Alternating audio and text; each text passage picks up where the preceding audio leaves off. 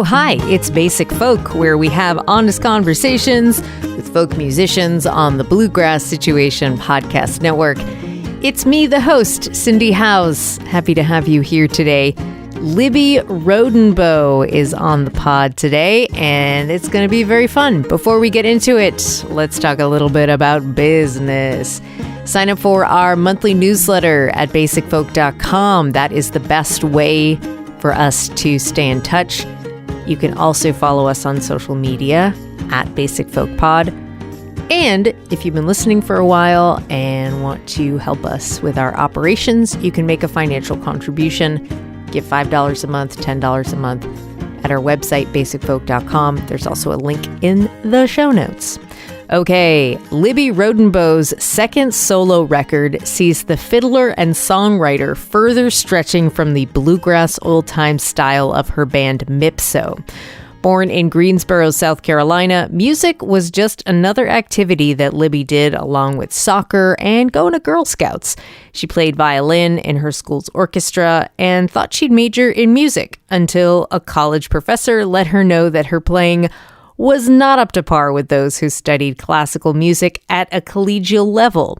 She found herself at a local bluegrass jam session and meeting her future Mipso band members, which led her to discover that music could be a creative outlet and a means of expression. On the new record, Libby is processing and coping with the death of her mother, who was diagnosed with an incurable cancer and died about 5 months before she began recording the album. Created amongst North Carolina musicians, she found herself nestled in a group of people who were also dealing with loss of and serious illness of loved ones. This gave the sessions a heavy and contemplative feel, but also it was comforting to be around friends who felt the existence and love of those who were no longer alive in the room. Libby is open, honest, and real. We get into lady things and cat things. Hope you enjoy Libby. Her new album is wonderful. We'll take a listen to a song from the new release. This is Easier to Run, and then we will talk to Libby Rodenbough on Basic Folk.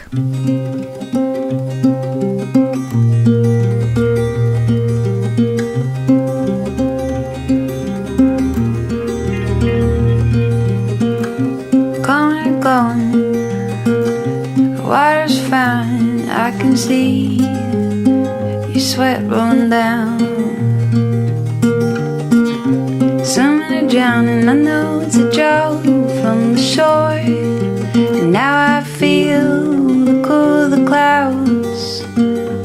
So I open my mouth and I choke on my tongue. And another season's gone. And you're circling the bottom of the hole in my drum, and the clock just gets easier to run down. All right, Libby, thank you so much for being on Basic Folk. It's really nice to meet you. Likewise. I feel like I know you because you've interviewed a number of my friends, and I've listened to the interviews. And in that way that often happens with podcasts, I feel like I've already met you because I've heard the way, you ask questions and stuff, and I know the sound of your voice. But now it's real. Am I everything you thought I would be? That and more. Well, I'll let you know at the end of the interview. We'll see. Okay, right. It's too soon to tell. Well, I know a lot about you from the deep dive that I've taken. And before we jump into it, just want to give a shout out to a couple of places that had great interviews with you. She and Her podcast, which you were on 100 years ago, Red Line Roots, and also Chapel Hill Magazine. How much do you want to talk about the pronunciation of your last name? Well, I can put all the rumors to rest right now and tell everyone that it's pronounced Rodenbough. Rodenbough. Yeah. Well, okay, let's jump into it. You are from Greensboro, North Carolina. Get ready for some intense, long questions. You have a background in classical violin, which you started playing around 6 years old because your older sister did it. Then you started playing piano at 8 years old, and you grew up singing in the church choir. Your mom played musicals around the house, and your dad is famously tone deaf. music was kind of like a routine part of your life, like going to soccer practice or Girl Scouts. So it was not yet a form of personal expression. When you were a kid, what were you passionate about, and how do you see that passion playing out for you as an adult? The first thing that came to mind was bugs. I was extremely passionate. I had a little like safari vest with a magnifying glass holder, and I would go out and study bugs and capture them and put them in little terrariums that I thought they would like more than nature somehow. And I guess probably like the natural world in general, I was pretty obsessed with. The thing that dovetails with that, and that actually provides a little bridge between bugs and music, is that I really loved my summer camp growing up. I went to this camp in the North Carolina mountains called Green River Preserve. And it was a super hippie camp. It was like we would do morning prayers where we would replace God with the earth and stuff like that. Wow. And it was there that I first heard, I think I could say, at least knowingly, where I first heard folk music. And one of the first songs that I learned was Paradise by John Prine, which was one of our campfire songs there. That's cool. They're like working on cultivating these little environmentalists. I love that. So the music that you were into as a kid centered around musicals, and it seems funny to hear you just talk about that summer camp that replaced God with the earth, but church music was also a big thing for you. So musicals later, but first church music. What kind of church music are we talking about, and what are your thoughts and feelings about those songs now? Well, I'm no longer in my adult life, I've never been like a practicing religious person, Christian person.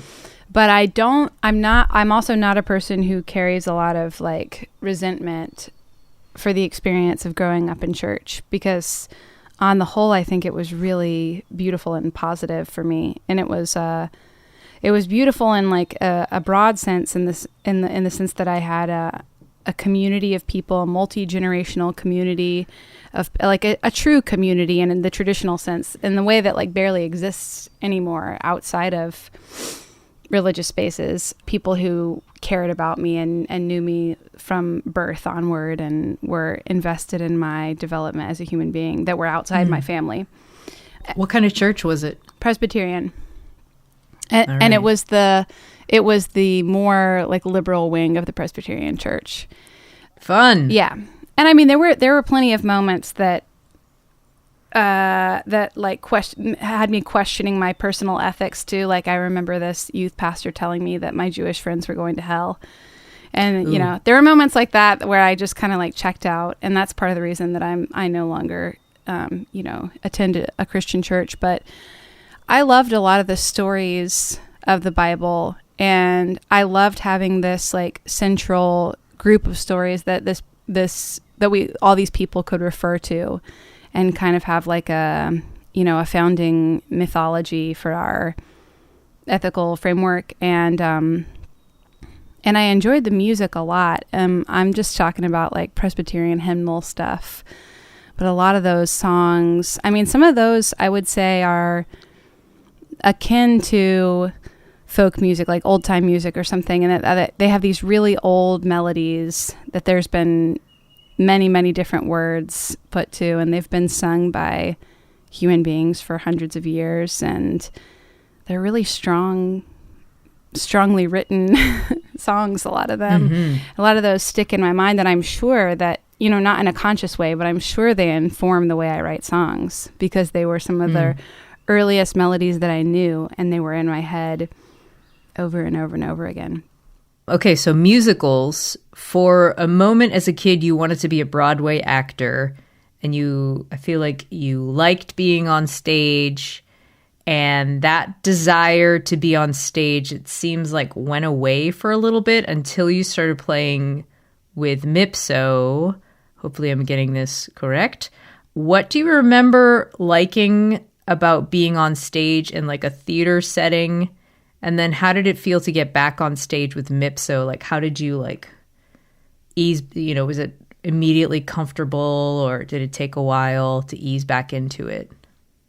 Well, I wasn't on stage much in a theater setting because I was like really bad at it. So I mostly just like failed to get into plays a lot. And that was really hard on my little sensitive, 8 to 11-year-old ego. You were not in one play? I actually was in 1 out of 9 that I tried out for at the Greensboro Children's Theater. I was in the chorus for It Happened in Hamlin, which was the Pied Piper story. And I was only in there because I was pretty good at singing. But like, I guess my acting just wasn't up to snuff. I suspect it had something to do with like, I was an awkward kid. Like I was physically awkward. And I think that theater kids tend to like be little Gerber baby type, like young Abercrombie and Fitch model type of people who carry themselves a certain way in the world. And I wasn't like that. That's my theory, at least. But I had real negative associations with performance. I hated auditions. I hated those theater auditions, especially since I usually failed. I hated doing recitals in my like violin and piano lessons. I just felt like it was a space of so much judgment. And probably a lot of it was imagined because I'm sure all the parents of the kids at the violin recital wanted me to succeed. But sure. It didn't feel supportive to me. And it certainly didn't feel communal or alive in the way that now I feel like musical performance is for me. And you asked about like my early experiences playing with Mipso, and it really was immediate. Like I remember the first time that I got on stage with them, and the crowd who didn't know who I was, just went wild clapping, and I just felt so held up and immediately felt really free, even though at that time when I first started playing with Mipso, I hadn't really done that style of violin playing. Like I hadn't ever improvised, and it was all really scary. But it was the difference between that and doing like classical auditions and recitals was huge. Yeah, it really sounds like the missing link is the community missing, and you got that from your church growing up. And that, it's all coming together. This puzzle is all making sense.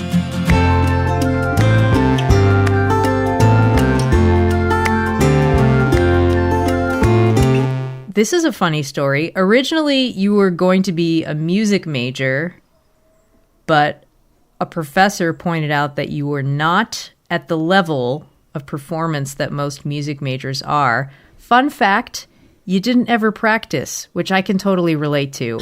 I did also not. I played clarinet, and I never liked to practice. My dad still laughs about it to this day. I'm interested in knowing, for you, what has been the evolution of your relationship to practicing?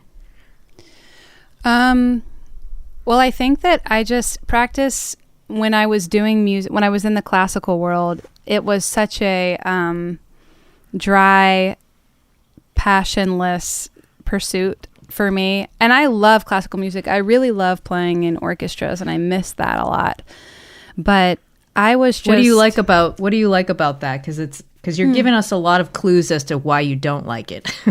Well, in orchestras, aside from the fact that you had to audition and sometimes you would challenge each other for your chair placement, aside from that stuff, it was a place where you could basically be anonymous and just be part of this sea of sound. And I've played in some large ensembles since then, but never the size of a symphony orchestra. And it's really, it's not comparable to playing with a band on stage with monitors or whatever, to be in an acoustic scenario on stage with 100 other musicians and have that richness of sound and like, you know, the complexity of compositions that are in even high school classical repertoire. It's like totally sublime. Like it makes me feel emotional to think about it. Like there were times when I would almost, you know, I would have like tears welling up inside of me when we were playing like the Pirates of the Caribbean theme song, because even like the tritest music in that setting, like it feels profound. Wait, how about this one? The Jurassic Park theme song. Oh my gosh. Yeah. I'll start tearing up right now just thinking about it. It's a good one. In your opinion, as the violin player in the orchestra, what is the best chair to be? Oh gosh. Well, I think I ultimately decided, although I was always trying to be in the first violins because I was an overachiever, I think that the second violin parts are often more interesting and not as high. Like the first violins in so much classical music, they're just like playing way up like in the fifth or sixth position. Like they're just like so high playing these melodies all the time. And the second violins get the cooler parts. Actually, if I could do it again, though, I would definitely be a cellist.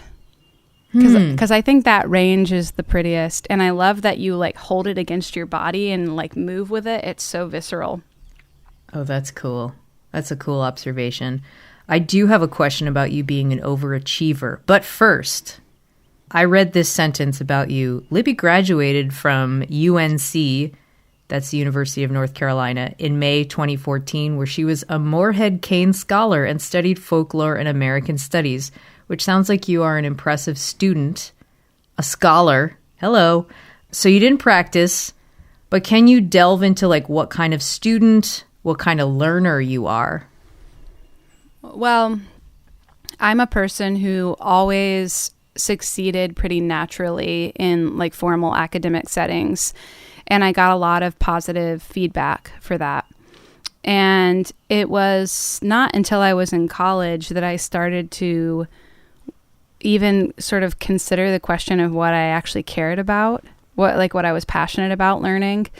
I was a really great, in terms of like a high achieving student all through my like grade school years.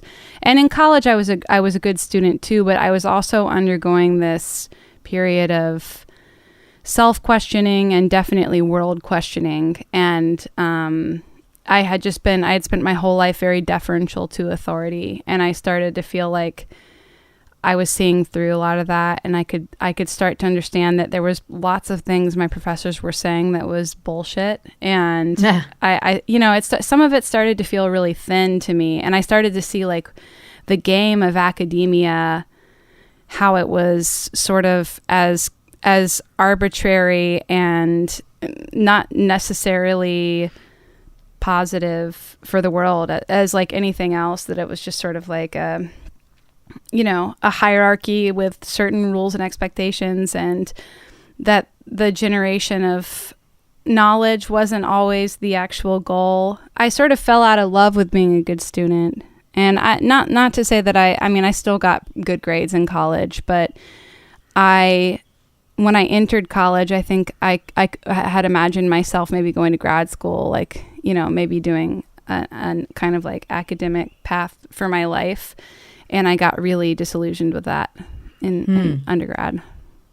But what if it was about bugs?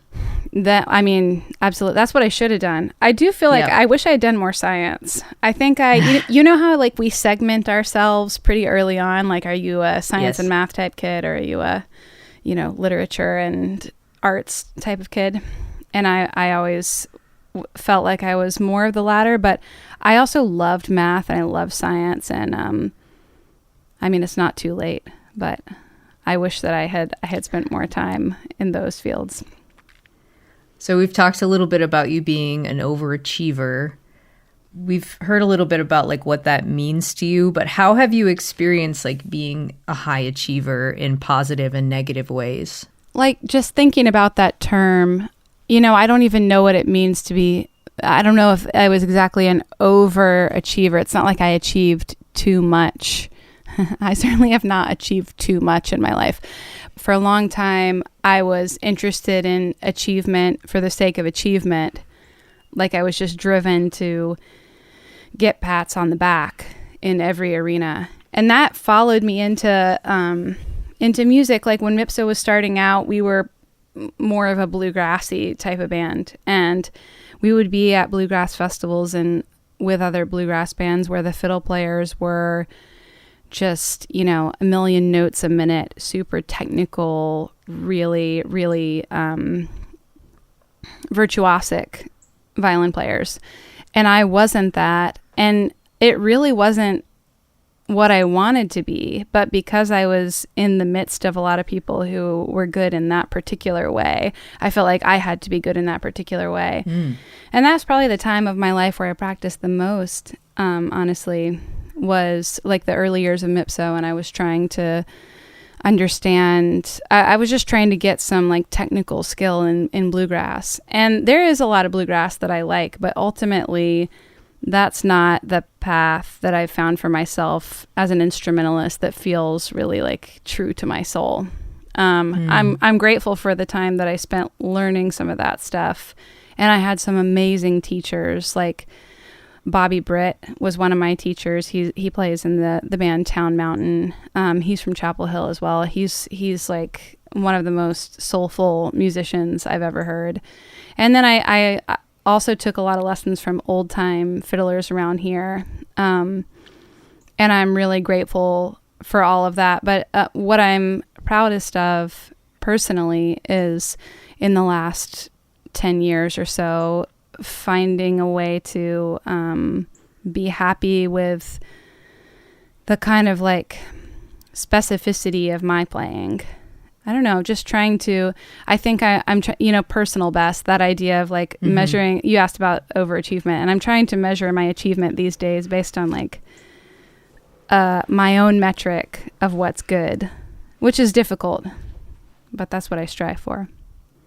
So I'm going to backtrack a little bit to talk about when you were in college. That's when you started checking out fiddle playing, and you've talked about first jamming with your friend and fellow Mipso member, Joseph Terrell, who also has a solo record out, as well as attending this bar Nightlight in Chapel Hill. They had an old-time jam.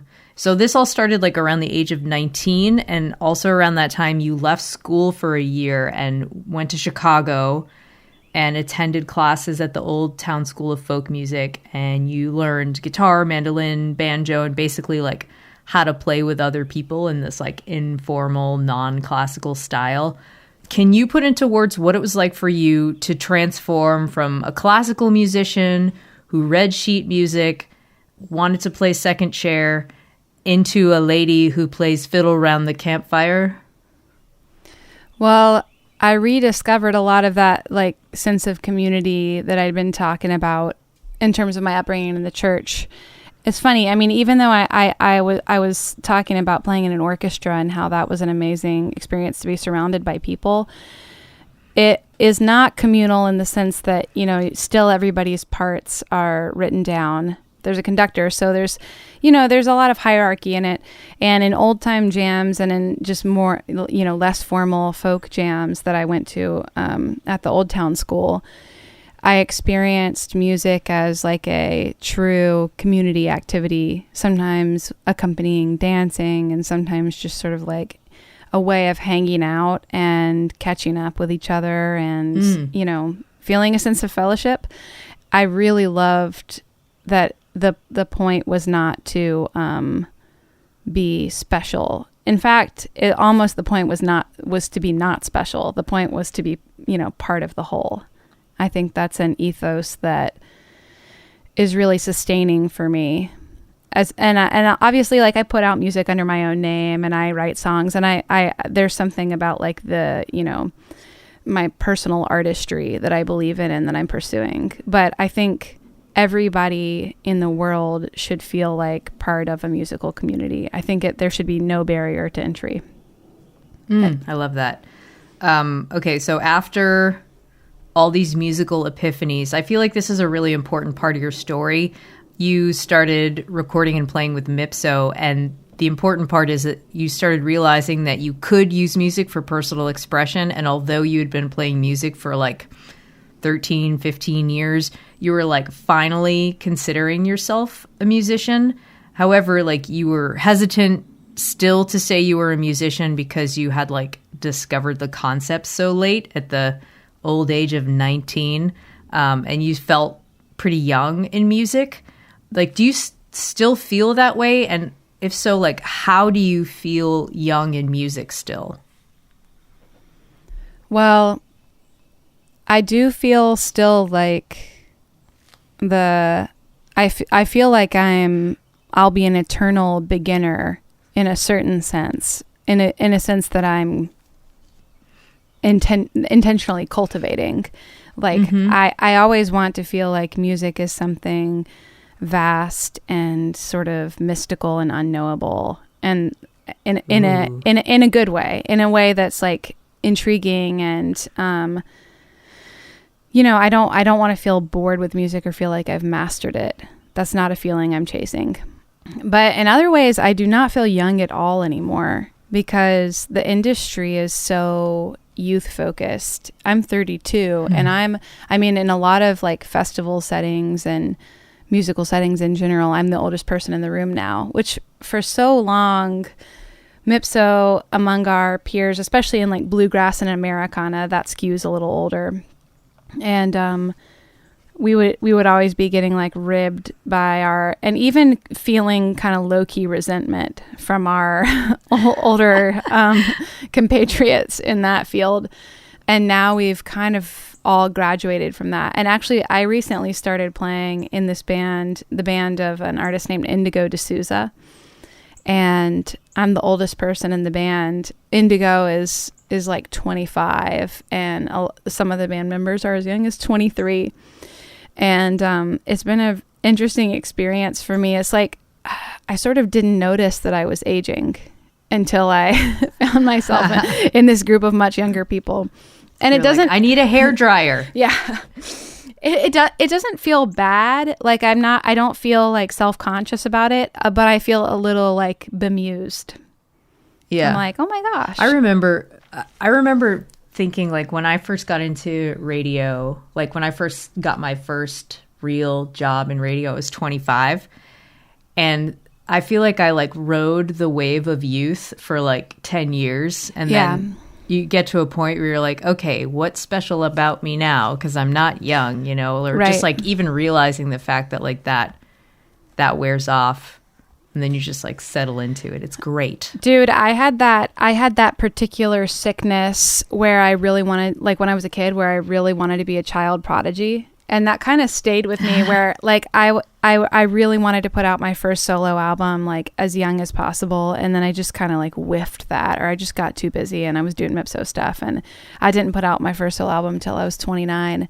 And then I was like, still in the back of my mind, sometimes I'm like, what could I do that I'd still be young at? Like write a novel, still on the young side for that. But like there are decreasing possibilities. And then I'm like, why would I want that? Because I look at people who I'm grateful that I was not a child prodigy, because I look at people who had, like outsized success when they were children, and it's clearly very hard to like construct your, I don't know, like your psyche going forward from that. So I'm obviously blessed that didn't happen. But I remember like getting mad when I was like 10 or 11 years old, like getting mad at my mom for not forcing me to practice more so that I could have been a prodigy. I just don't think it was in the cards for me, though. I didn't have that kind of focus.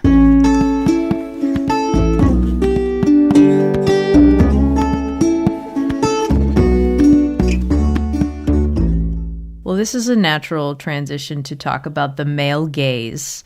Dealing with the male gaze as a stage performer, what has been the evolution of your awareness of the male gaze, and how do you negotiate like the desire to protect yourself from it versus like express yourself through your style on stage or through your like public persona? That's been something that I think about a lot in my particular context for most of the last 10 years playing in Mipso, which is a band with 3 dudes in it. all the time from the beginning, I was torn between leaning into that difference or de-emphasizing it. And I mean, it was at a certain point I recognized that it was not something I could really like make disappear. Like, it was just obviously true that I was the one that's not like the others.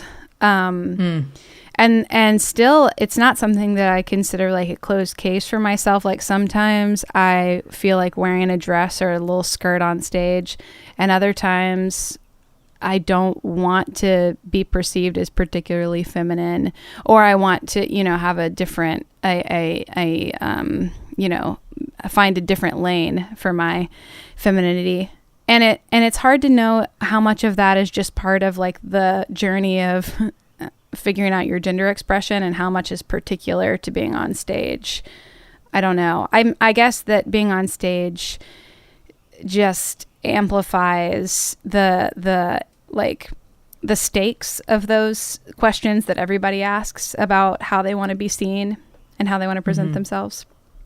I've gotten to a pretty good place where if I am like utilizing my style or my sexuality or something as part of my performance, then I consider that, you know, all gravy. Like, you know, it's all fair game for me to use as a performer.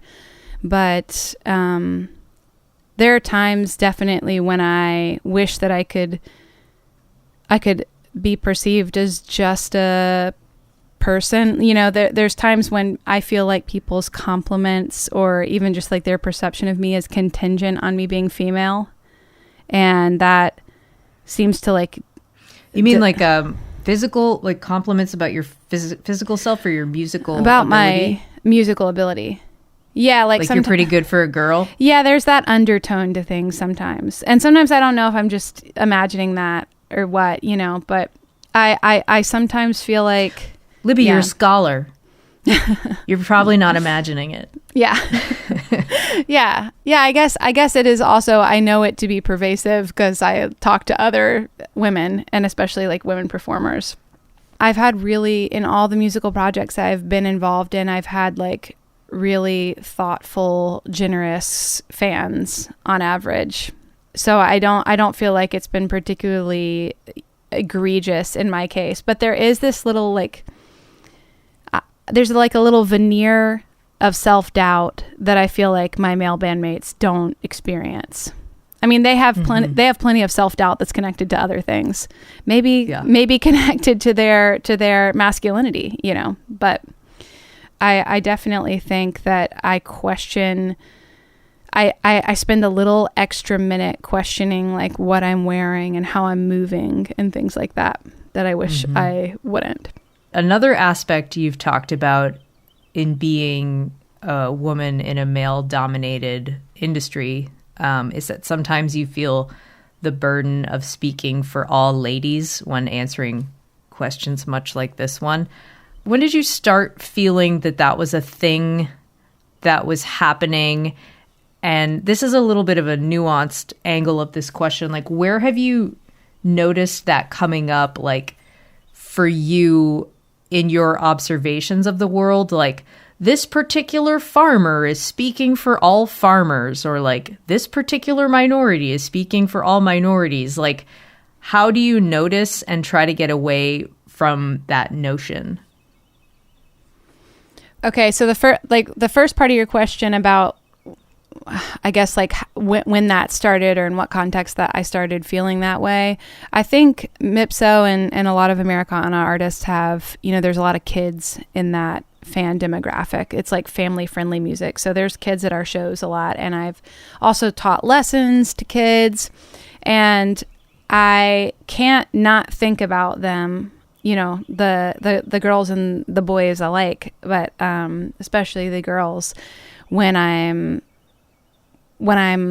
like considering the perception of me on stage. I know that even though I'm not hugely famous, I'm part of like the whole quilt of experiences of women in public that kids will see in their early life. Right. You're like a role model in sort of like the baby trads. Yeah. The baby trad world. Yeah. And I don't know. I mean, I did not, because I didn't grow up imagining myself becoming a musician, I didn't have a ton of musical role models, but a lot of them were men and still are. And yeah, there are fewer women that do anything publicly than men, so therefore just logically the burden is more on each individual. And the second part of your question, I mean, that's tough. That reminds me of my parents' church is like the church I grew up in is mostly white, occasionally has had some non-white members over the years. There's a member of the church, a family in the church now who's Black. And my mom started this peace and justice committee at the church. And this other Black member of the church is on the committee. And she was telling me about how like, it'll be a sort of like careless slippage where they'll accidentally end up framing an issue like, well, what do Black people think? And then all turn to him, as if he like speaks for the entire, world population of Black people. I think that happens a lot to people of color in all white, otherwise all white settings. I don't feel it happening to me a ton, except, if I'm being interviewed with MIPSO and there's a question about gender, then obviously I'm kind of like on my own little island. But these days I would say it's not something that like bothers me a whole lot. I just try to answer honestly as myself and not imply that I have, that I speak for anybody else. Your new album, Between the Blades, if listeners are experiencing this podcast the day it comes out, this record is out tomorrow, otherwise known as Friday, May 12th. This is your sophomore solo album. I've pulled a lot of quotes from your press here, so bear with me.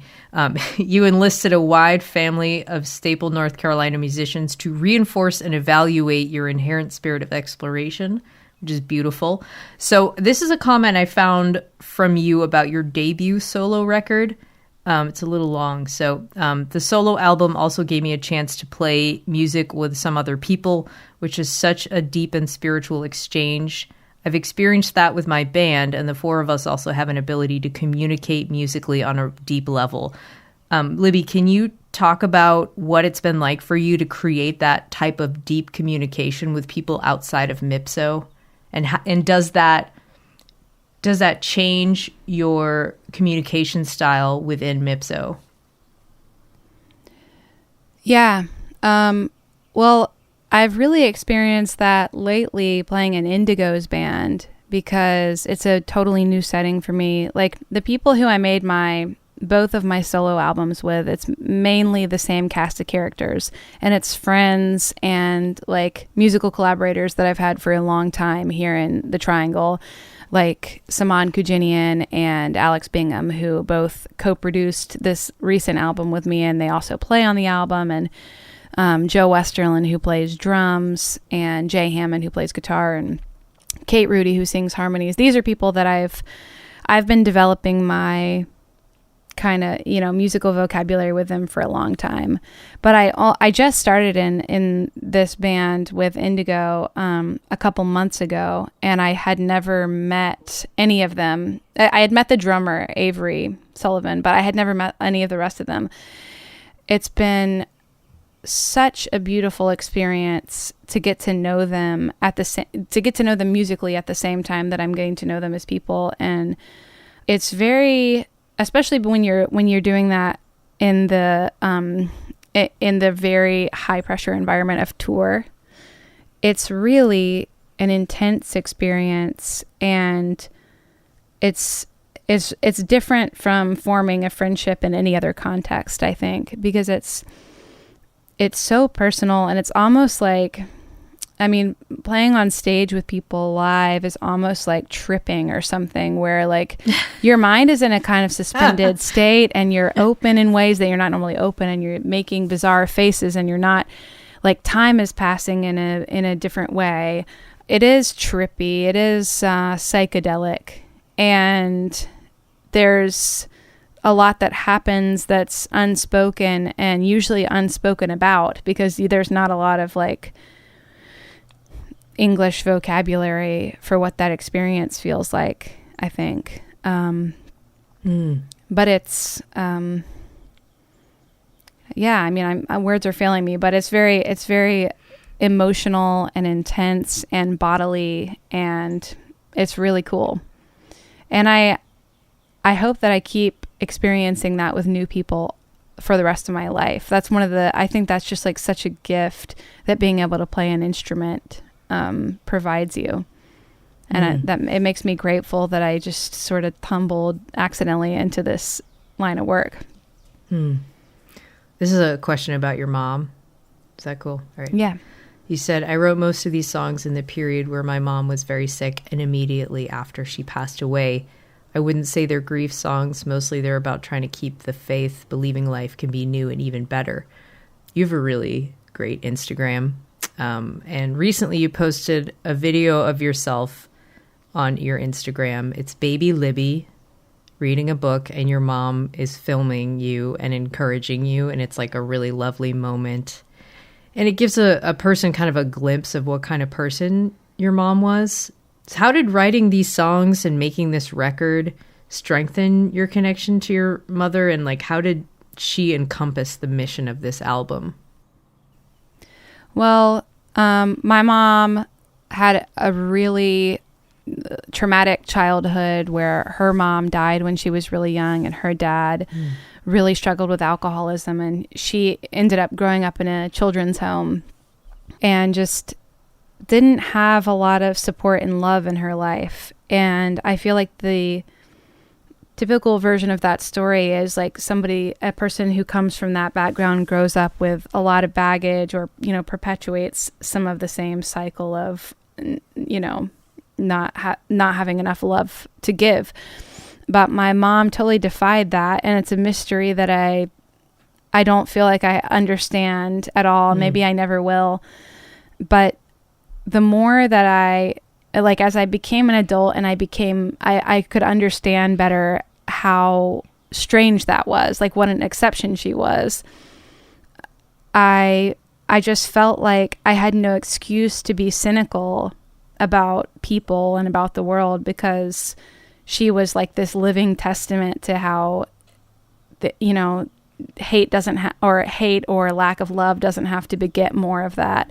My mom had like infinite love to give. I don't know where it all came from. And it just it feels to me like proof that love is this renewable resource, that it can spring up in anyone and from anywhere. And I maybe partially because I had like a really beautiful, kind of boring, carefree childhood.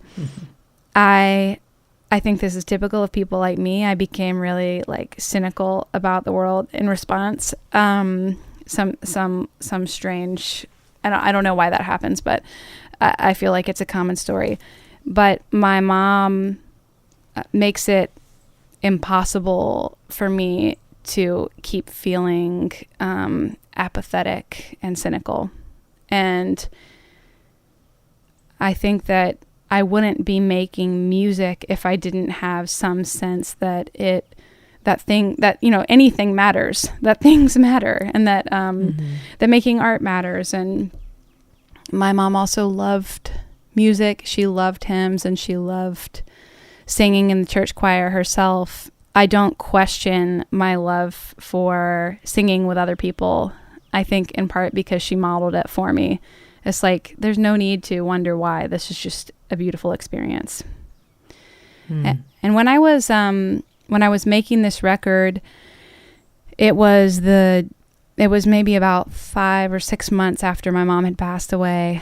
And the group of people that I mentioned, we were all at this lake house together in Virginia, and our drummer, his partner's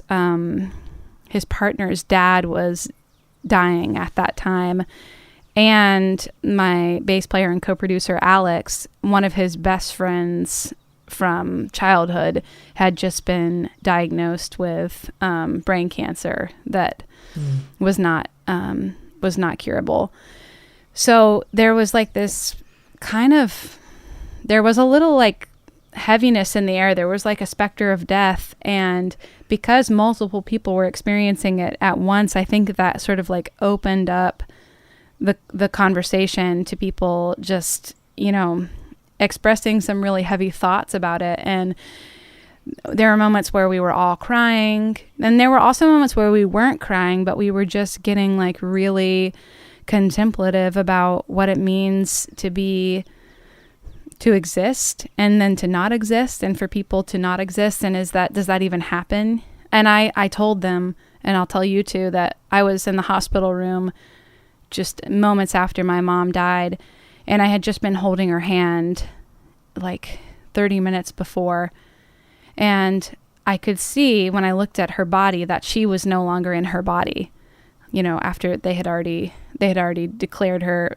dead. But I also knew immediately that she still existed. Like it just felt totally unfathomable to me that she just ceased to exist in that moment, And when I was at this session with my friends, I think we all had this sense of like the existence of people who weren't in the room with us.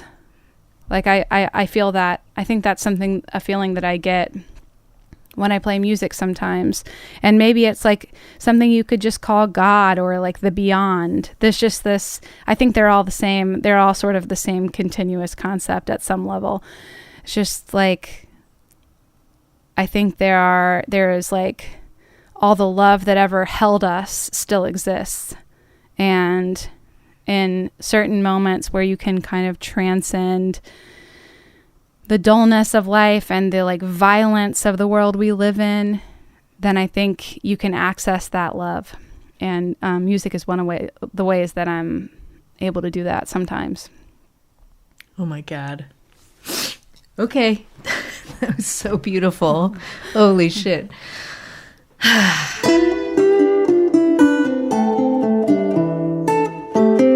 I wanted to ask you about your song, Easier to Run. When you're talking about making this album, and these songs are about trying to keep the faith, believing life can be new and even better, you also say in this effort, I find myself up against, and you have like a few things listed there, one of them being Elon Musk. Another one is the awkward sag of younger passions, which is like, what a great sentence. It makes me think of Easier to Run, that your song, which you said is about like looking back on heartbreak and hurts from your early 20s, how intense it was. But now it's sort of that hurt has sort of lost the edge, which you've kind of talked about feeling sad about, but also like, could the awkward sag of younger passions also be a good thing? Yeah. I mean, I think it makes room for new subtleties of emotional experience that you can't even get to when you're 22, because everything is like blaring at high volume all the time, Yeah. Yeah. Well, it's so hard because you know everything. That's right. Yeah. Man, I love the song. It's a good song. Thank you. And the topic as well. So my next question is one word, and it is cats. And my answer is yes. Yeah, I've got a couple of those little guys living in my midst. Their names are Bees and Dee Dee, and they were pandemic additions to my family. Yeah, they've been so entertaining. It's like unbelievable. I always liked animals, ever since my bug hunting days. And I grew up with pets. I grew up with cats and dogs. Love them both. I'm team both. But like, I feel like my cats growing up, maybe I just didn't have the like depth of perception yet to see how entertaining they were. But my cats are so funny to me. I mean, I think they might be particularly funny cats. It's hard to say, but it might just be that I'm with them all the time. But yeah, they really kept me sane during the pandemic because they obviously were oblivious to the political realities that was really nice to have around. And they just kept on living their little lives and trying to jump up onto things that they couldn't quite jump up onto, and getting scared of dust mites and, you know, killing mice and whatever else that cathood entails. And yeah, they kill it was mice. A blessing. Oh yeah. One of my cats, Dee Dee, is like an absolute scourge on the like small fauna of my neighborhood. I mean, she kills so many little creatures. I'm actually looking out my window at a dead baby mole that she's left right outside the window. Is she the Calico? Yeah. Okay. And you nicknamed her Mrs. Garden? I have like hundreds of different names that I call her. Yeah. Yeah. That's great. My cat is not a killer. She likes to and we live in an old house like on a cliff, so there's like lots of mice. Yeah. But we have definitely experienced her just like tossing a mouse in the air and running away, and then I have to catch the mouse. Yeah, Dee Dee does that too. Dee Dee does like to keep them alive sometimes for way too long. I mean, it's really hard to square away with my love for them how cruel they can be. Oh. You know, like, because, yeah, she's definitely like torturing these little creatures sometimes. And she gets plenty of food straight from a can. So, you know, there's no survival in it. But I don't begrudge her for her instincts. I tried to keep her inside for a while, but she was like born outside. She was born on the streets, and she couldn't do it. And I couldn't stand her meowing anymore. So I let her out. But it's actually on my neighborhood listserv, there's a lot of hate for outdoor cats. And I've had to like defend myself on there a few times, which I understand, because I mean, they kill like songbirds and stuff that like they kill like vulnerable populations of animals. But, you know, I don't know. There's a lot of balancing to do, because like we created them and now the shelters are full of them. And what are we going to do? Like euthanize them all? I've already adopted her. Like, I love her. I can't euthanize her, and I can't prevent her happiness. So I don't know. Like being an ethical person is impossible, and it's a constant negotiation. I wanted to hear more about the Ask Me Anything tour. Are you still talking about that? Is that something we can still hear about? Oh, for sure. Yeah. It's an open-ended tour. Yeah. From what I understand, it's an evening of in-the-round songs where you offer advice about matters of the heart with yourself and two other songwriters. Can you name them? I only have their last names. Yes. One is Kate Rudy, who's also the person who sings harmonies on both of my solo albums.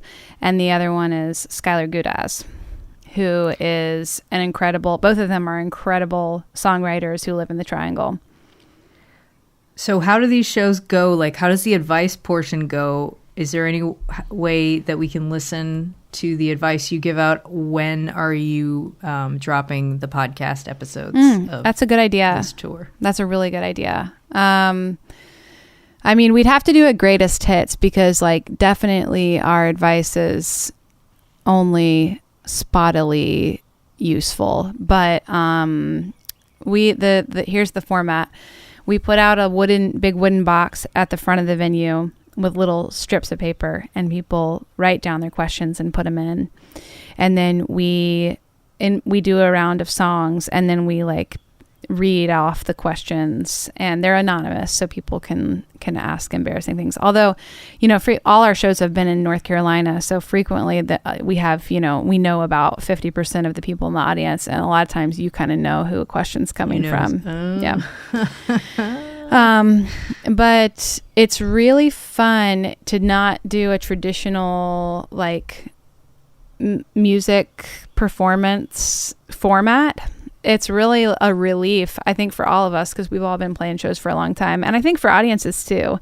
And it's a little more interactive than your typical show because, I mean, we're reading the questions, but then we're kind of bantering with the audience a little bit. Sometimes people shout things out in response to what we say or have a follow-up question or something like that.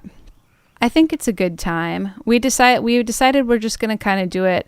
We'll do a few shows here and there and then like take a break for a while, so that we don't end up answering the same type of questions like too often and our advice doesn't start getting stale. But I also really like the idea of just being like totally unqualified.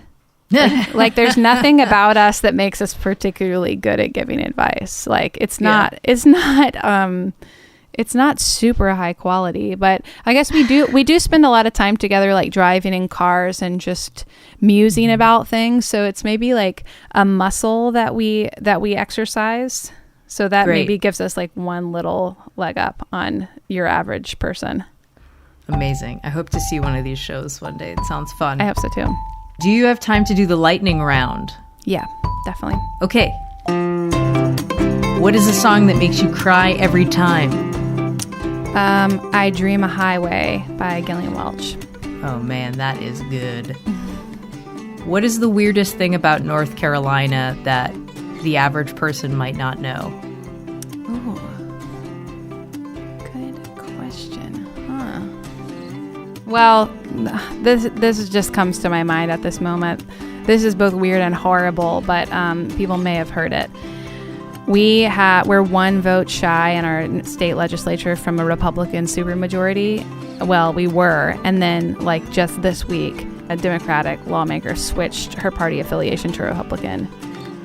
Bait and switch. Yeah, I mean, absolutely. Like, I if this starts becoming a trend, like it's gonna, all bets are off for electoral politics. Like it's wild. It's really wild. Wow. All right, next question. What color is your soul? I'm going to say blue.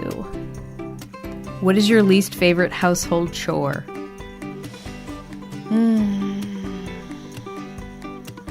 Probably cleaning the litter box. Actually, I got to change it. It's cleaning up a dead animal that Dee Dee has brought inside. That's worse. Yeah, that sounds horrible. Yeah. Gross. Who is your celebrity crush? Oh my God, I have so many celebrity crushes. Michael Fassbender. What is your preferred body of water? That's so tough. I mean, I've got a sentimental love for the Atlantic Ocean. What are you drinking before a show? Tequila. What kind of tequila? Any kind? The George Clooney kind, right? I like the George Clooney tequila, yeah. And I like Herradura, Espolón, any of them, you know, as long as it's not like, actually, even if it's bottom shelf. And then just on ice with a lime, that'll do you right. It's an upper. Gets you hyped for the show, yeah. I love that. We should have one day. Yep. Write it down. Okay, this is the last question. Where is the most beautiful place you've ever visited? Wow, that's tough. I've seen some doozies. Well, one that is really close to my heart, even though it's not the most like dramatic beauty of all time, but I love Roan Mountain, which is like on the border between North Carolina and Tennessee, when the rhododendron are blooming. It was my mom's favorite place, so that's what brings it to mind. Oh, it sounds great. It sounds beautiful. Libby Rodenbough, thank you so much for being on Basic Folk. It's such a pleasure to get to know you, and congrats on the new album. It's great.